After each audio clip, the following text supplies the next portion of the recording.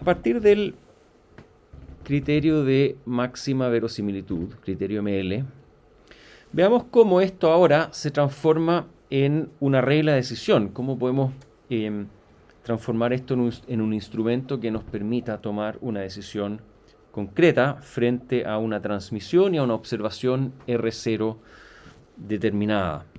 Así que vamos a establecer la regla de decisión óptima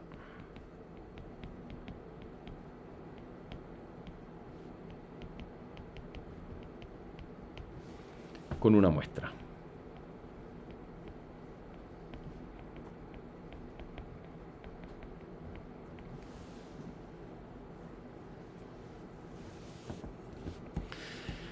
Ahora, notamos que condicionado en I,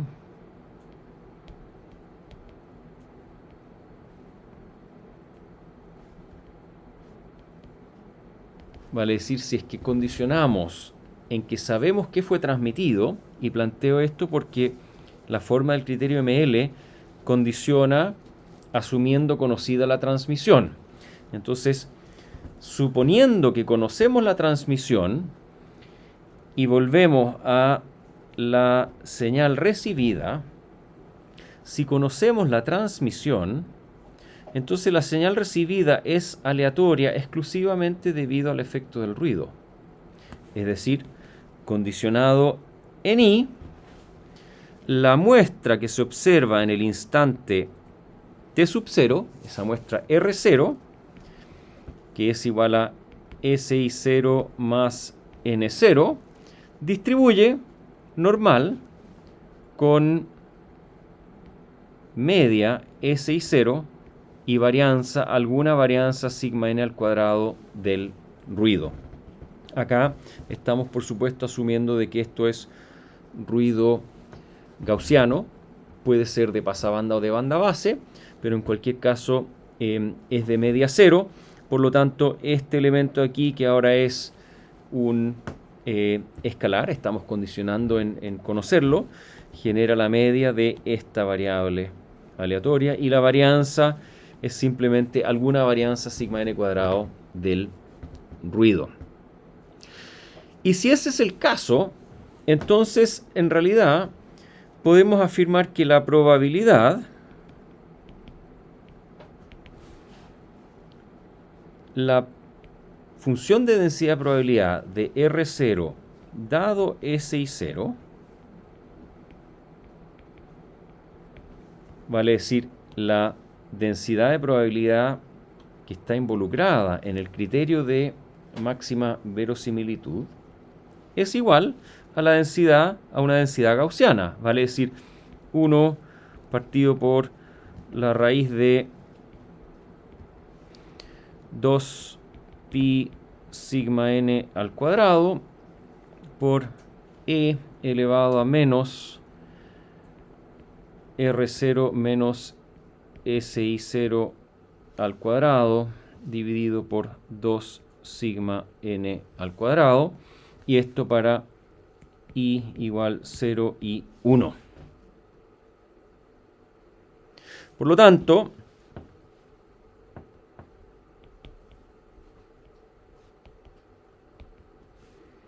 la regla de decisión óptima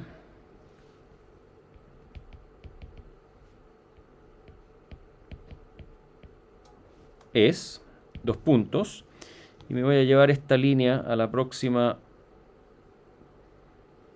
página para tener un poquito más de espacio. La regla de decisión óptima es I es igual al argumento I que maximiza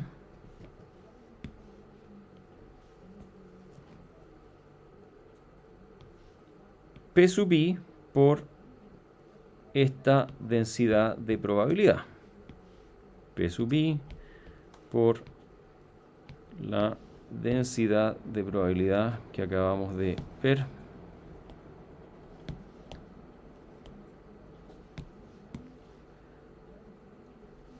Ahí está.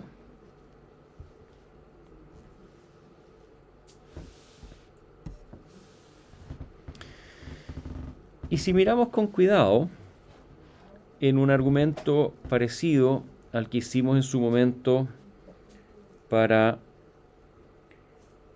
justificar que este término de aquí abajo no altera la decisión, podemos perfectamente sobre esta expresión de acá, sobre esta expresión aquí adentro, aplicar un logaritmo natural. Porque si para un determinado valor i, digamos i igual a 0, esto acá es mayor con i igual a 0 que con i igual a 1, aplicando logaritmo a esto, debido a que el logaritmo es 1 a 1 y debido a que esto acá siempre es una cantidad positiva, también el logaritmo de esta expresión va a ser mayor para el caso de i igual a 0 que para el caso de i igual a 1. Entonces, esto es igual a el argumento que maximiza en i el logaritmo natural de p sub i menos un medio logaritmo natural de 2pi sigma n al cuadrado menos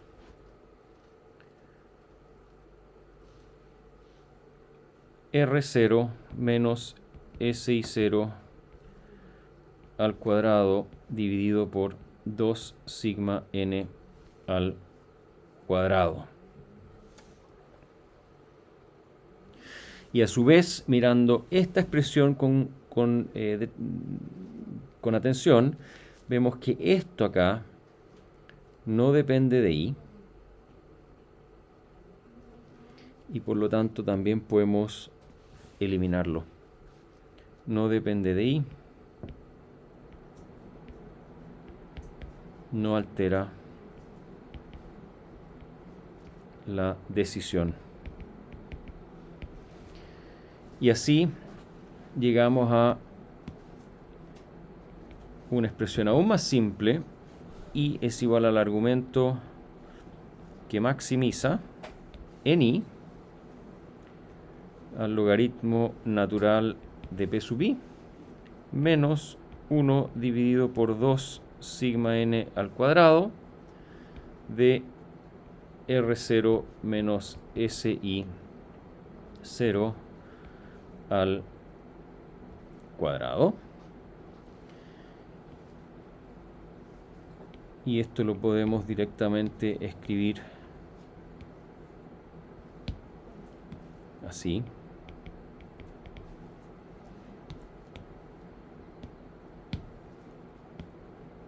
Con un recuadro porque es un resultado importante.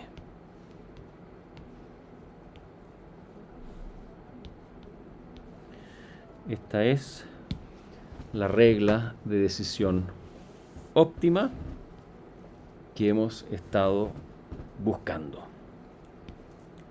Regla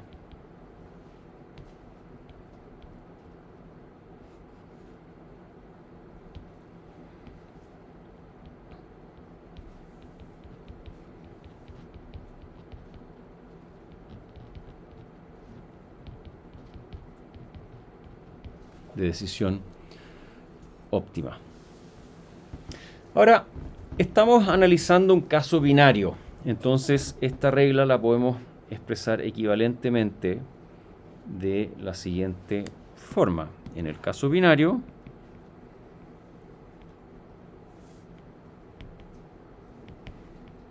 equivalentemente,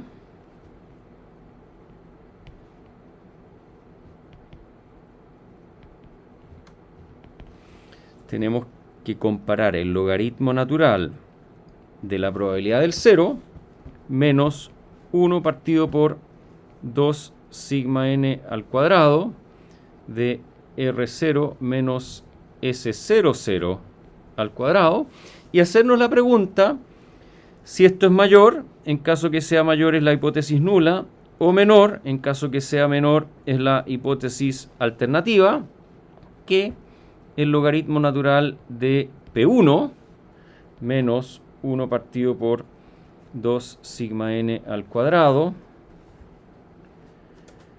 de R0 menos S10 al cuadrado. Y si desarrollan estos términos binomiales, estos cuadrados, y pasan, ¿no es cierto?, términos de un lado al otro, van a llegar a que esto es equivalente a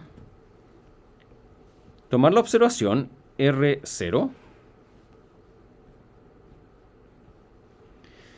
bajo hipótesis nula es menor que, y bajo hipótesis alternativa es mayor que, sigma n al cuadrado dividido por S10 menos S00, todo esto multiplicado por el logaritmo natural de P0 dividido por P1, más un medio S10 más S00.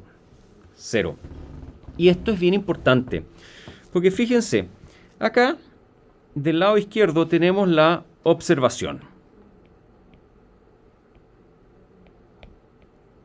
Esta es la muestra efectivamente tomada de la señal recibida. Esto es un valor escalar, ¿sí? Y por este otro lado tenemos un valor conocido. En el instante t0 sabemos qué valor tiene la señal S1. Otro valor conocido. En el instante t0 sabemos qué valor tiene la señal S0. Dos probabilidades conocidas. El logaritmo de su cociente también es conocido. Una varianza del ruido que asumimos conocida y la diferencia entre dos muestras que también conocemos. Es decir, todo esto se puede calcular y se puede calcular a priori. Es todo conocido a priori. Es decir, este valor es un escalar conocido a priori. Es decir, puede ser precalculado por el diseñador.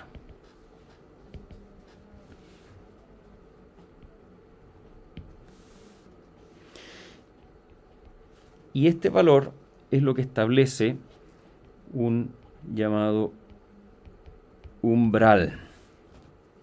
Y este umbral lo vamos a definir como lambda sub t. Entonces, nuestro problema de decisión simple basado en una sola muestra es determinar este escalar, determinarlo a priori en la etapa de diseño del sistema de comunicaciones, y después siempre tomar una muestra en el instante t0, y si esa muestra es menor que este valor, se declara un H0, y si esta muestra es mayor que este valor, se declara que se transmitió un 1. Y esta es una decisión de mínima probabilidad de error basada en una muestra.